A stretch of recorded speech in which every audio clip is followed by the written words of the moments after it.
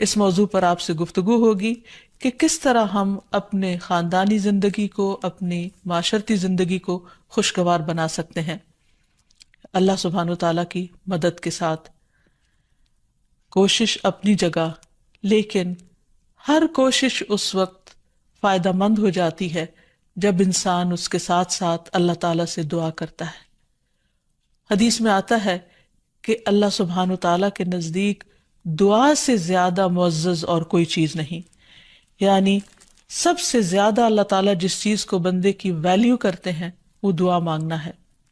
اسی طرح ایک اور حدیث میں آتا ہے کہ دعا کرنا افضل عبادت ہے، یعنی انسان جب اللہ تعالیٰ کے آگے ہاتھ پھیلاتا ہے، اپنے دل کی پکار اپنے رب کو سناتا ہے، تو دراصل وہ عبادت کی حالت میں ہوتا ہے اور ایک افضل عبادت کر رہا ہوتا ہے۔ اس لیے کثرت کے ساتھ دعائیں کرتے رہنا چاہیے، لیکن یاد رہے کہ دعا کرنے سے پہلے اللہ سبحانہ وتعالیٰ کی تعریف ضرور کی جائے۔ اس سلسلے میں تعریف کے بے شمار کلمات ہمیں احادیث کی کتابوں میں ملتے ہیں۔ انہی میں سے ایک آتا ہے کہ آپ صلی اللہ علیہ وسلم سے سوال کیا گیا کہ کون سا کلام افضل ہے؟ آپ نے فرمایا جو اللہ نے اپنے فرشتوں اور اپنے بندوں کے لیے چنا، اور وہ ہے سبحان اللہ و بحمدہ، سبحان اللہ و بحمدہ۔ یعنی جب انسان دعا کرنا چاہے تو اس سے پہلے کچھ مرتبہ جتنا اس کا دل چاہے اللہ تعالیٰ کی تسبیح اور حمد و ثنا بیان کرے، اور بار بار تکرار کے ساتھ کہتا رہے سبحان اللہ و بحمدہ۔ اس کے بعد درود شریف پڑھے جتنی دیر پڑھنا چاہے، اور پھر اس کے بعد اپنی حاجت اللہ سبحانہ وتعالیٰ کے سامنے رکھے تو انشاءاللہ اس کی پریشانی دور ہوگی۔ جہاں تک گھریلو پریشانیوں کا تعلق ہے تو اس میں ہم دیکھتے ہیں کہ ہر گھر کے اندر کوئی نہ کوئی چیز ایسی ہو جاتی ہے کہ جس سے باہمی تعلقات میں بدمزگی پیدا ہو جاتی ہے۔ بعض افراد کی طبیعت میں غصہ زیادہ ہوتا ہے، بعض لوگ جھگڑالو ہوتے ہیں، بعض لوگ شکی مزاج کے ہوتے ہیں، بعض لوگوں کو اونچا بولنے کی عادت ہوتی ہے، بعض لوگ دوسروں کو مختلف باتوں پر زج کرتے رہتے ہیں، بعض لوگ اپنی ذمہ داریوں کو ٹھیک سے نہیں نبھاتے۔ تو یہ تمام چیزیں صرف نہ یہ کہ ایسے انسان کو خود بلکہ اس کے آس پاس رہنے والوں کو اذیت میں مبتلا کر دیتی۔ اب اس میں انسان بعضوں کو سمجھانے سے بھی کام لیتا ہے، دوسروں سے بھی مدد لیتا ہے، لیکن پھر بھی مسئلہ حل نہیں ہوتا۔ تو صحابہ کرام تو اپنی جوتی کا تسمہ بھی ٹوٹ جاتا تو اللہ سبحانہ تعالیٰ سے مانگتے تھے۔ تو اگر گھر کے اندر کسی قسم کی ناچاکی یا پریشانی ہے تو اس سلسلے میں بھی ہمیں اللہ تعالیٰ کی طرف رجوع کرنا چاہیے، اور پھر اس کے ساتھ ساتھ دوسرے کو جو مشکل پیدا کر رہا ہے سمجھانا بھی چاہیے۔ جہاں تک لڑائی جھگڑے کا تعلق ہے تو اسے منافقت کی علامت بتایا گیا۔ آپ صلی اللہ علیہ وسلم نے فرمایا کہ منافق کی 4 علامتیں ہیں، ان میں سے ایک بات کرے تو جھوٹ بولے، وعدہ خلافی کرے، امانت میں خیانت کرے، اور جب وہ جھگڑا کرے تو گالی دے، یعنی جھگڑتا بھی ہے اور گالی بھی دیتا ہے۔ نبی صلی اللہ علیہ وسلم نے یہ بھی فرمایا کہ اللہ کو سب سے زیادہ ناپسند آدمی وہ ہے جو بہت جھگڑالو ہے، یعنی اللہ تعالیٰ ایسے شخص سے محبت نہیں کرتے۔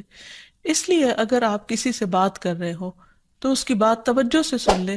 چھوٹی چھوٹی باتوں پر جھگڑنا اور دوسرے کے ساتھ بد اخلاقی سے پیش آنا یہ درست نہیں۔ پھر اسی طرح مومن جو ہے وہ کبھی بد اخلاق نہیں ہوتا، اور بد اخلاقی پھر منافقت کی علامت ہے۔ رسول اللہ صلی اللہ علیہ وسلم نے فرمایا تمہارے یہ نسب نامے کسی کے لیے گالی کا سبب نہیں ہے، تم سب آدم کی اولاد ہو، ایک دوسرے کے قریب ہو، دین یا عمل صالح کے علاوہ کسی وجہ سے کسی کو کسی پر کوئی فضیلت نہیں۔ آدمی کے برا ہونے کے لیے یہی کافی ہے کہ وہ فحش گو ہو، بد کلام ہو، بخیل ہو اور بزدل ہو۔ پھر اسی طرح آپس میں محبتوں کا نہ ہونا، بہن بھائیوں میں ناچاکی، یا شوہر بیوی میں ناچاکی، یا والدین کے ساتھ محبت کا نہ ہونا، یہ ایک طرح سے اللہ تعالیٰ کی طرف سے ایک آزمائش بھی ہو سکتی ہے اور ایک عذاب بھی ہو سکتا ہے۔ مومن تو محبت کرنے والا ہوتا ہے، اور اس شخص میں کوئی خیر نہیں جو محبت کرتا نہیں اور لوگ اس سے محبت نہیں کرتے۔ اور لوگوں میں سب سے زیادہ بہترین انسان وہ ہے جو لوگوں کے لیے فائدہ مند ہوتا ہے۔ تو اس لیے بہت ضروری ہے کہ خاندان کے اندر باہم محبت پائی جائے۔ گھریلو زندگی خوبصورت ہو جاتی ہے اگر آپس میں ایک دوسرے سے پیار، محبت اور ہمدردی کے جذبات پائے جاتے ہیں۔ پھر اسی طرح بعض اوقات گھریلو زندگی میں بدگمانیاں بہت تکلیف دیتی ہیں، یا گھر کے کچھ افراد سنی سنائی باتوں پر یقین کرتے ہوئے دوسروں کے خلاف بدگمانی پال لیتے ہیں، تو اس سے بھی پرہیز کرنے کی ضرورت ہے۔ اسی طرح گھریلو پریشانیوں میں گھر کا تنگ ہونا بھی ایک عذاب کی شکل ہے، اس لیے نبی صلی اللہ علیہ وسلم نے ہر وضو کرنے کے بعد جو دعا سکھائی اس میں خاص طور پر یہ دعا آتی ہے کہ اے اللہ میرے گھر میں وسعت پیدا کر دے، یعنی ایک تو دلوں میں وسعت ہو اور دوسرا یہ ہے کہ جگہ بھی کشادہ ہو۔ رسول اللہ صلی اللہ علیہ وسلم نے فرمایا 3 چیزیں بدبختی میں سے ہیں: عورت جب تو اسے دیکھے تو وہ تجھ کو بری لگے اور وہ تجھ پر اپنی زبان چلائے، اور اگر تو اس سے غائب ہو تو وہ اپنے نفس کی اور تیرے مال کی حفاظت نہ کرے۔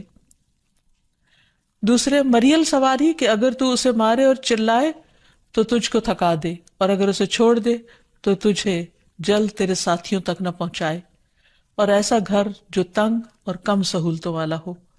تو اس لیے اگر انسان ایسی کسی تکلیف میں مبتلا ہے تو اس کا حل بھی یہی ہے کہ کوشش کے ساتھ ساتھ انسان دعا کرے۔ اسی طرح خرچ میں کمی، وسائل میں کمی، مال میں کمی، یہ تمام چیزیں بھی عموماً گھروں کے اندر جھگڑے پیدا کر دیتی ہیں۔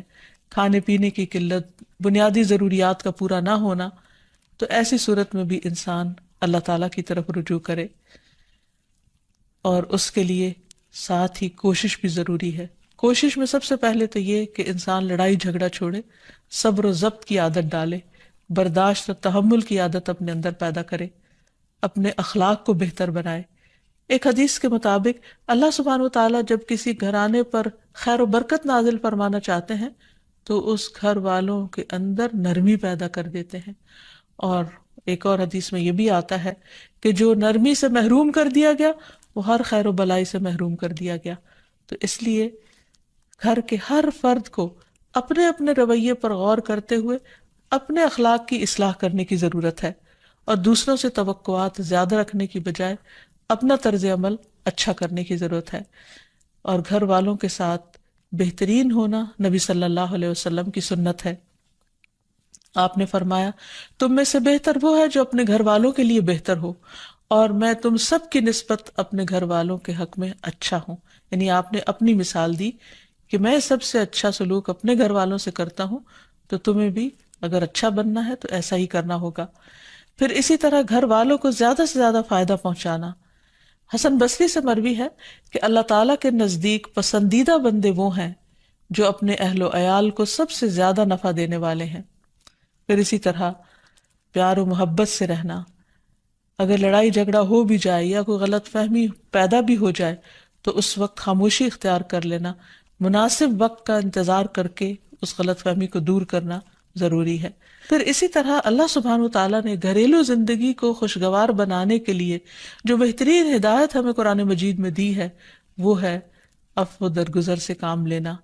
اللہ تعالیٰ فرماتے ہیں یا ایہا الذین آمنوا ان من ازواجکم و اولادکم عدوا لکم فاحذروہم وَإِن تَعْفُوا وَتَصْفَحُوا وَتَغْفِرُوا فَإِنَّ اللَّهَ غَفُورٌ رَّحِيمٌ إِنَّمَا أَمْوَالُكُمْ وَأَوْلَادُكُمْ فِتْنَةٌ وَاللَّهُ عِندَهُ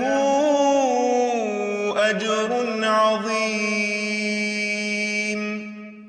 اے لوگو جو ایمان لائے ہو، بے شک تمہاری بیویوں اور تمہارے بچوں میں سے بعض تمہارے دشمن ہیں، سو ان سے ہوشیار رہو، اور اگر تم معاف کرو اور درگزر کرو اور بخش دو تو بے شک اللہ بے حد بخشنے والا نہایت رحم فرمانے والا ہے۔ تمہارے مال اور تمہاری اولاد تو محض ایک آزمائش ہے، اور جو اللہ ہے اسی کے پاس بہت بڑا اجر ہے۔ یعنی انسان کو بعض اوقات اپنی ہی بیوی یا بیوی کو اپنے ہی شوہر سے، اور بعض اوقات اپنے ہی بچوں سے یا اپنے ہی والدین سے دشمنی کا اندیشہ ہو سکتا ہے، اور وہ ایک دوسرے کے لیے مصیبت اور بلا ہو سکتے ہیں۔ لیکن ایسی صورت میں بھی انسان کا گزارا نہیں ہو سکتا جب تک ایک دوسرے کو معاف نہ کرے. زندگی کی گاڑی نہیں چل سکتی جب تک انسان دوسروں کے قصور اور غلطیاں ان سے درگزر نہ کرے، کیونکہ ہر انسان کبھی غصے کی وجہ سے، کبھی جہالت کی وجہ سے، کبھی جلد بازی کی وجہ سے، کبھی لوگوں کے اکسانے پر اپنے پیاروں کے ساتھ زیادتیاں کر جاتا ہے. تو ایسی صورت میں انسان اگر چاہتا ہے کہ اس کی زندگی خوشگوار ہو تو اسے معاف کرتے رہنا چاہیے. نبی صلی اللہ علیہ وسلم کے اخلاق کے بارے میں جب پوچھا گیا تو حضرت عائشہ کہتی ہیں کہ آپ طعن و تشنیع کرنے والے نہ تھے، یعنی طعنے نہیں دیتے تھے، یعنی اگر کسی سے غلطی ہو جاتی تو اسے بار بار یاد نہیں کراتے تھے، فحش کام نہیں کرتے تھے، بازاروں میں چیخنے والے اور برائی کا بدلہ برائی سے دینے والے نہ تھے، بلکہ معاف کرنے والے اور درگزر کرنے والے تھے. اور حقیقت یہ ہے کہ جو جس کے جتنا قریب ہوتا ہے، جیسے گھر والے ہیں، اس کی غلطیاں اور اس کی کمزوریاں زیادہ سامنے آتی ہیں اور پھر وہ ریپیٹڈلی سامنے آتی ہیں، بار بار سامنے آتی ہیں. تو ایسی صورت میں معاف کرنا بھی مشکل لگتا ہے، لیکن پھر بھی معاف کیے بغیر گزارا نہیں. پھر اسی طرح یہ ہے کہ انسان اگر ہمیشہ دوسروں کا حق ادا کرنے کی فکر کرے تو اس سے بھی بہت سے جھگڑے ختم ہو جاتے ہیں. شوہر اگر بیوی کو حق دینے والا ہو، بیوی خوشی سے شوہر کا حق دینے والی ہو، بہن بھائی ایک دوسرے کے اوپر قربانی کرنے والے ہوں، ایثار کرنے والے ہوں، تو ایسی صورت میں گھر کا ماحول بہت خوشگوار ہو سکتا ہے. عورت کے بارے میں فرمایا نبی صلی اللہ علیہ وسلم نے کہ عورت اس وقت تک ایمان کی حلاوت نہیں پا سکتی جب تک کہ وہ اپنے شوہر کا حق ادا نہیں کرتی. اسی طرح شوہر کے لیے نبی صلی اللہ علیہ وسلم کا یہ اسوہ حسنہ بہترین ہے کہ آپ صلی اللہ علیہ وسلم اپنے گھر ہوتے ہوئے اپنے گھر والوں کے کام کاج میں ہاتھ بٹایا کرتے تھے، ان کی خدمت کیا کرتے تھے. جب نماز کا وقت ہوتا تو فوراً نماز کے لیے تشریف لے جاتے. آپ اپنے چھوٹے چھوٹے کام خود کر لیا کرتے تھے. یعنی اس سے بھی یہ پتہ چلتا ہے کہ خوشگوار گھریلو تعلقات میں دوسرے پر بوجھ نہ بننا ایک بہت اہم نکتہ ہے، کیونکہ اگر ہر انسان اپنی ذمہ داری خود لے لے تو دوسروں کے لیے وہ خوشگوار ہو جاتا ہے. پھر اسی طرح گھر والوں کو اگر کوئی غم، تکلیف یا پریشانی ہو تو اس موقع پر اپنے اختلافات کو بھول کر ان کی مدد کرنا، ان کی کیئر کرنا اور ان کی دلجوئی کرنا، یہ بھی بہت ضروری ہے. اور حتی الوسع گھر کا ماحول خوشگوار رکھنا چاہیے، ایک دوسرے کا احساس کرتے ہوئے اور ایک دوسرے کے کاموں میں عیب نہ نکالتے ہوئے اور ایک دوسرے کو اپریشیٹ کرتے ہوئے، ایک دوسرے کی اچھی خوبیوں کو اور اچھی باتوں کی تعریف کرتے ہوئے، اور اسی طرح بعض اوقات اپنی خواہشات کو پیچھے کرتے ہوئے. کیونکہ اگر ہر انسان یہ چاہے کہ زندگی اس کے مطابق، کیونکہ اگر ہر انسان یہ چاہتا ہو کہ ہر کام گھر میں اس کی مرضی کے مطابق ہو تو یہ ممکن نہیں. بہت سے گھروں میں ساس بہو کا جھگڑا کس بنا پر ہوتا ہے، یا آپس میں قریبی رشتوں کا جھگڑا اور فتنہ فساد کس وجہ سے ہوتا ہے؟ کیونکہ ہر شخص یہ چاہتا ہے کہ گھر کا نظام اس کی مرضی کے مطابق ہو، حالانکہ ایسا ہونا ممکن نہیں. تو اس لیے ہر انسان کو اپنی رائے بھی دینی چاہیے، لیکن دوسروں کی رائے کا بھی احترام کرنا چاہیے. اپنی ضرورت بھی پوری کرنی چاہیے، لیکن اس کے ساتھ ساتھ دوسروں کی ضروریات کا بھی خیال کرنا چاہیے. پھر اسی طرح بہت سے معاملات میں قناعت اختیار کرنی چاہیے، کیونکہ یہ زندگی بذات خود ایک امتحان ہے اور اصل عیش و عشرت کی جگہ جنت ہے، دنیا نہیں، یا دنیا کا گھر نہیں. تو اس لیے ضروری ہے کہ مشکل حالات میں انسان اپنے عزیزوں کا، پیاروں کا، گھر والوں کا ساتھ دے، ان کی مدد کرے. مثلا شوہر کے اگر معاشی حالات تنگ ہیں تو بیوی ناجائز مطالبات نہ کرے. اسی طرح اگر بیوی بیمار ہے تو شوہر اس سے بہت زیادہ گھر کے کام کا مطالبہ نہ کرے. تو ایک دوسرے کے حالات کی رعایت کرتے ہوئے اگر انسان ایک دوسرے سے توقعات رکھے تو اس سے بھی حالات بہت خوشگوار ہو سکتے ہیں. اور پھر یہ کہ ہمیشہ دوسروں کی چھوٹی چھوٹی ایفرٹ پر ان کے لیے شکر گزاری کے جذبات ہونے چاہیے. مثلاً اگر کوئی آپ کو گھر میں پانی پلا دے تو آپ اس پر بھی شکریہ بولیں. ہم عام طور پر اگر گھر سے باہر کہیں ہوتے ہیں اور کوئی ہمارے ساتھ تھوڑے سا بھی احسان کا معاملہ کرے تو ہم اس کے احسان کو مانتے ہیں، لیکن گھر والوں کا احسان ماننا ایک مشکل کام لگتا ہے. تو اس لیے اگر ہم چاہتے ہیں کہ گھریلو زندگی خوشگوار ہو تو اس میں گھر والوں کے احسان کو بھی ماننا ضروری ہے. اور پھر چھوٹی چھوٹی اذیتوں کو بہت مینشن نہیں کرنا چاہیے، ان کا ذکر نہیں کرنا چاہیے، ان پر صبر کرنا چاہیے. تو جو شخص شکر اور صبر سے کام لیتا ہے اس کی زندگی لازماً خوشگوار ہوتی ہے. لیکن اس کے باوجود بھی اگر گھریلو زندگی میں تنگی ہو، تکلیف ہو، آپس کی ناچاکی ہو، دشمنی ہو، پریشانی ہو، بہت بے چینی ہو، تو پھر اللہ سبحانہ وتعالیٰ ہی کی طرف رجوع کرنا چاہیے، کیونکہ قرآن مجید میں آتا ہے وَإِن يُرِدْكَ بِخَيْرٍ فَلَا رَادَّ لِفَضْلِهِ يُصِيبُ بِهِ مَن يَشَاءُ مِنْ عِبَادِهِ وَهُوَ الْغَفُورُ الرَّحِيمُ۔ اور اگر اللہ تجھ سے کوئی بھلائی کرنا چاہے تو کوئی اسے ٹالنے والا نہیں، وہ اپنے بندوں میں سے جسے چاہے فضل سے نوازتا ہے، اور وہ بخشنے والا اور رحم کرنے والا ہے۔ تو اس لیے چھوٹی چھوٹی تکلیفوں پر بھی فوراً اللہ کا ذکر، اللہ کی یاد، اللہ کی تسبیح انسان کے دل کو سکون بخش دے۔